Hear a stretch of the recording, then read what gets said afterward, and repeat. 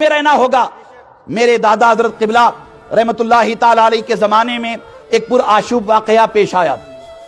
यहाँ जो बड़े बड़े हजरात हैं, सीनियर हजरात बैठे हुए हैं, बुजुर्ग हजरात बैठे हुए हैं, आप में से बहुत सारों को मालूम होगा आजकल जैसे माहौल बनाया गया है कि हिंदू को मुसलमान से लड़ाया जा रहा है, मुसलमान को हिंदू से लड़ाया जा रहा है। इस तरह के हालात पैदा करके सूबा कर्नाटका में बदअमनी का माहौल बनाया गया है। बड़े अजीबोगरीब हालात पैदा किए गए हैं।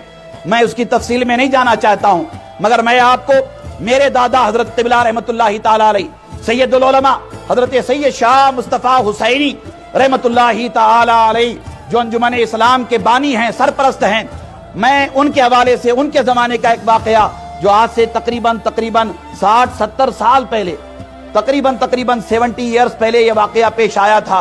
बीजापुर में उस वक्त लोगों ने ऐसा माहौल बनाया था, हिंदू और मुसलमानों के दरमियान इख्तिलाफ हो गया, दंगा और फसाद की नौबत आई। दोनों कौमें आपस में दंगा और फसाद के लिए जमा हो गई।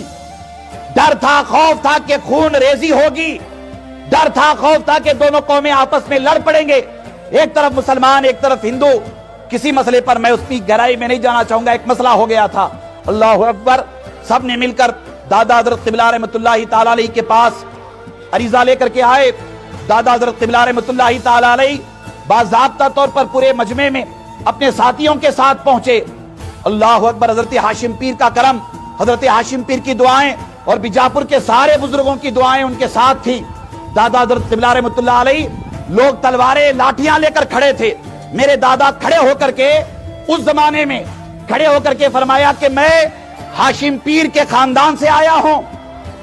मुसलमानों से भी कहा, हिंदू भाइयों से भी कहा, स्वामी जी भी थे, स्वामी जी से भी कहा, मैं हाशिम पीर के खानदान से आया हूं।